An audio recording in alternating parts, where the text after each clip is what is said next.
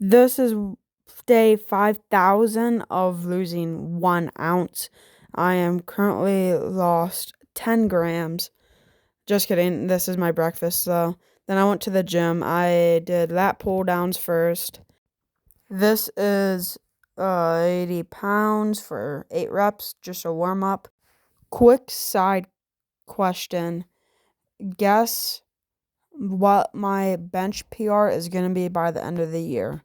I'm guessing 155, 165 ish. That's what I'm hoping for. And currently, just for information on the guess, my current PR is 115. Anyways, after this, I bump the weight up to 100. Then I do 6 reps. My form is kind of choppy on 100. I probably shouldn't move up that much weight yet. Then I go to the 90 for 6 reps, I think. Then I go down to 80. Then I go down to 70. 70, I did 16 reps. It was really easy. But my main focus was really just trying to control how fast I pulled and went up. Like, I can control going up, but pulling down on this much weight, I was just like using my whole body instead of my lats. And I probably shouldn't really be doing all that. So I fixed that after this workout. Here's a screenshot of what I did for lats, though. Lat pull downs.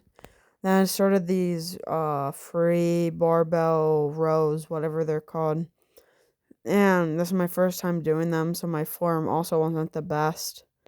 That's my big brother in the background. He was doing Kelsel shrugs, I'm pretty sure is what they're called.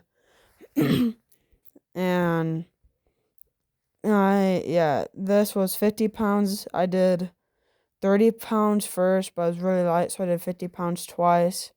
I forgot to log one of them, though. So in the screenshot I put up, there is one missing. And I also don't record every set, so that's why I throw up the screenshot so you can see what I did. Anyways, I set this down, and then I take a couple minute rest in between every set. I think on average I do 2 to 3 minutes in between sets.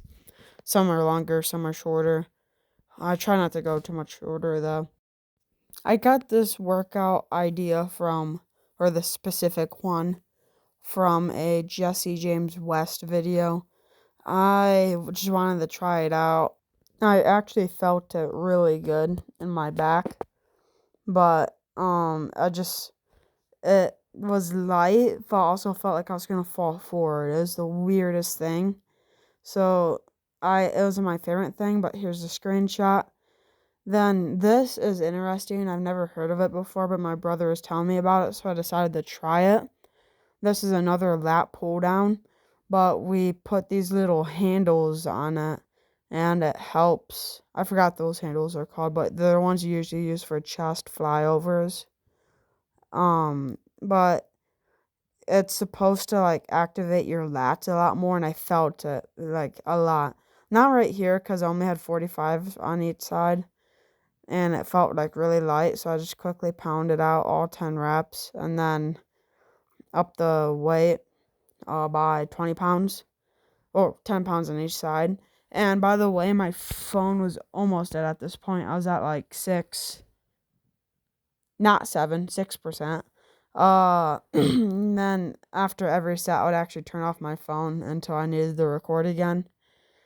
And yeah, I'm up the weight to 110 total. My brother is telling me proper form, and that's, I guess, alright form, what I was doing at least. And I love this workout. It actually really felt nice. I decided to do one hand at a time because it was like kind of difficult to control both at the same time. So I thought it'd be better to just do one at a time.